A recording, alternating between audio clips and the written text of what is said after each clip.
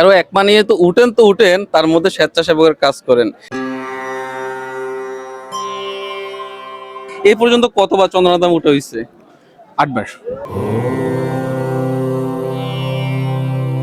একটা পা কিন্তু অন্য কোন একটা দুর্ঘটনাবশত হয়তো পাটা হারাইছে। এক পা নিয়ে চন্দ্রনাথ ধামে কিন্তু এক দুইবার নয় 8 বার কিন্তু চন্দ্রনাথ ধাম আপনি পরিদর্শন করেছে। চোর বা চুরির যে একটা সমস্যা, ওগুলা যে দেখা দেওয়া মতো আমরা এগুলো নিয়ে পদক্ষেপ নিব। এখন বাজে রাত 9টা আর আমি আছি চন্দ্রনাথ ধামের স্বয়ম্ভূনাথ মন্দিরে।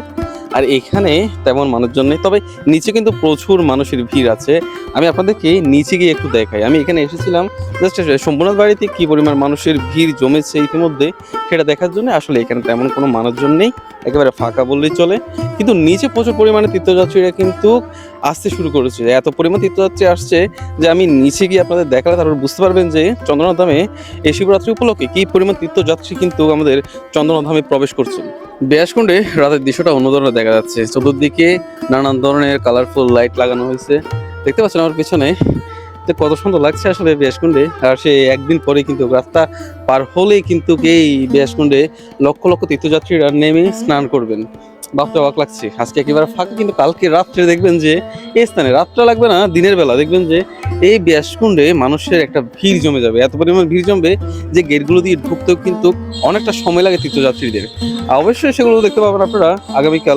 স্বয়ম্ভূনাথ মন্দিরের উপরে মানুষজনের ভিড় না থাকলেও দেখতে পাচ্ছেন ব্যাসকুণ্ডের পাড়ে কিন্তু মানুষের একটা ভালো রকমের ভিড় জমতে শুরু করেছে। এখন বাজে রাত 9টা আর আমরা যতটুকু আশা করেছি ওই পরিমাণ কিন্তু আপনার তীর্থযাত্রীরা ইতিমধ্যে এসে কিন্তু ভিড় জমাচ্ছেন চন্দ্রনাথ ধামে।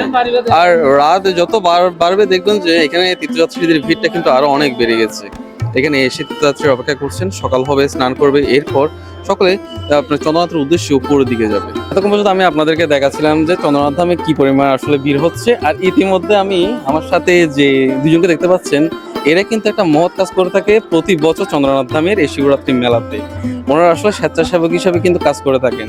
আর চন্দ্রনাথ ধামের শিবরাত্রি মেলাতে স্বেচ্ছাসেবক হিসেবে কাজ করা যে কি পরিমাণ কষ্ট, শুধুমাত্র ওদের কাছ থেকে যদি আমি একটু জিজ্ঞেস করি ওরা ঠিক বলতে পারবে। আমি আসলে কখনো স্বেচ্ছাসেবক হিসেবে কাজ করিনি, আমি নিজে এমনি খালি পায়ে হেঁটে উঠতে নামতে যে একটা অবস্থা হয়ে যায়, তার মাঝে কিন্তু এরা যে মহৎ কাজটা করে এই কাজটা করতে কিন্তু প্রচুর পরিমাণে শারীরিক মানসিক সবকিছু কিন্তু প্রয়োজন হয়। আমি ওদের কাছে একটু জিজ্ঞাসা করি আসলে ওদের কিরকম লাগে এই কাজটা করতে আর কি পরিমাণ পরিশ্রম হয়।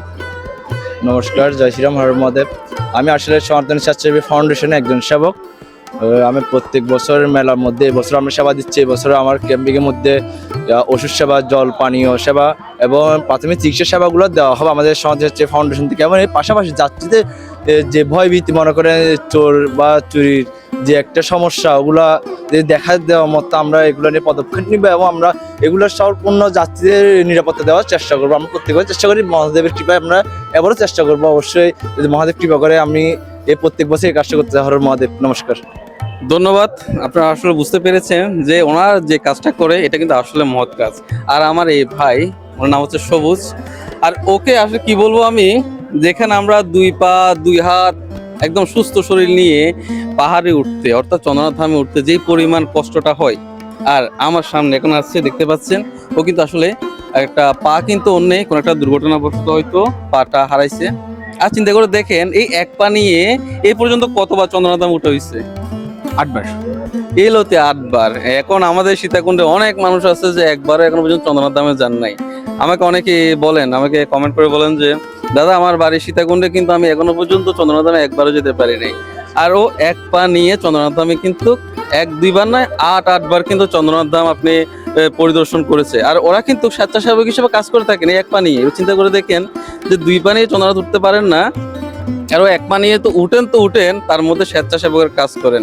স্বেচ্ছাসেবকের কাজ বলতে বুঝেন যারা অসুস্থ হয়ে পড়ে তাদেরকে নিয়ে টানা হেঁচড়া করতে হয়, নিচে নামাতে হয়, তাদেরকে একটা সুস্থ সেবা দেওয়ার জন্য, চিকিৎসা দেওয়ার জন্য কিন্তু ওরা প্রতিনিয়ত কাজ করে থাকে। এবার চিন্তা করে দেখেন যে আসলে মহাদেব টানতে হবে, একটা কথা হচ্ছে এটা। মহাদেব যদি না টানে আপনার 2 পা না, আপনার যদি ভগবান যদি 4-5 পাও দেয় না, উঠতে পারবেন না। যদি ভগবান টান দেয় পা না থাকলে সমস্যা নাই। এমন অনেকে দেখেছি চন্দ্রনাথ ধামে উঠেছে পা ছাড়া উঠেছে একজন। আমি দেখেছিলাম এখান থেকে আরো 3-4 বছর আগে মেবি একজন আসছিল 2 পা নেই, উঠে গেছে উপরে, হাতের বদ দিয়ে দিয়ে উপরে উঠে গেছে। এটা আসলে ভাগ্যের ব্যাপার যে চন্দ্রনাথ ধামে উঠাটা আসলে মহাদেব ডাকতে হবে, যদি না ডাকে কিন্তু ওটা সম্ভব না। আপনার ধন্যবাদ যে তোমরা এই মহৎ কাজটা করতেছো, এটার জন্য আসলে সাধুবাদ জানাই যে প্রতি বছর এরা কিন্তু এই কাজটা করে। আর আশীর্বাদ করবেন যেন এই কাজটা করতে ওদের মহাদেব যেন ওদের উপর সহায় হয়। হর হর মহাদেব, জয় শিব শম্ভু। দিনের বেলা আমি যে ভিডিওটি দিয়েছিলাম ওইখানে কিন্তু এরকম মানুষ কিন্তু দেখা যায়নি। এখন এই রাতে এখন 9টা বাজে, আর 9টা বাজে যে পরিমাণ মানুষের উপস্থিতি দেখা যাচ্ছে, আমাদের সবাই কিন্তু চন্দ্রনাথমুখী, মানে চন্দ্রনাথের দিকে যাচ্ছেন।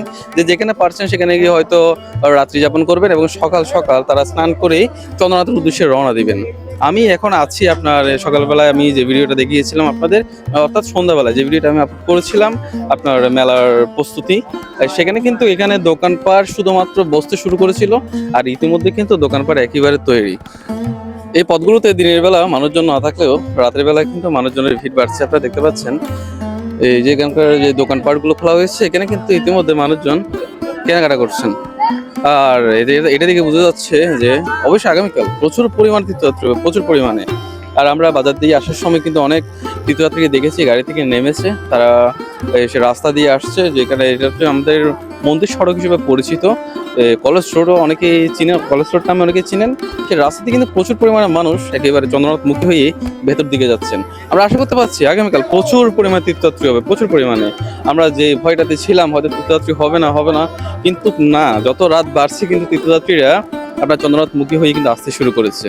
এই বিষয়টি সকলকে জানানোর জন্য অবশ্যই ভিডিওটি শেয়ার করে দিন, যেন সকলে জানতে পারে যে শিবরাত্রিতে কিন্তু প্রচুর পরিমাণে তীর্থযাত্রী এসে ভিড় করতে শুরু করেছে ইতিমধ্যে। আর যারা ভয় ভীতির মধ্যে আছে যেন তারাও জানতে পারে যে আসলে চন্দ্রনাথ ধামে শিবরাত্রি মেলা হচ্ছে। তাই ভিডিওটি যথেষ্ট পরিমাণে শেয়ার করুন। আর আমার চ্যানেল যদি নতুন হয়ে থাকেন অবশ্যই চ্যানেলটিকে সাবস্ক্রাইব করে পাশে থাকুন। হর হর মহাদেব, জয় মা ভব।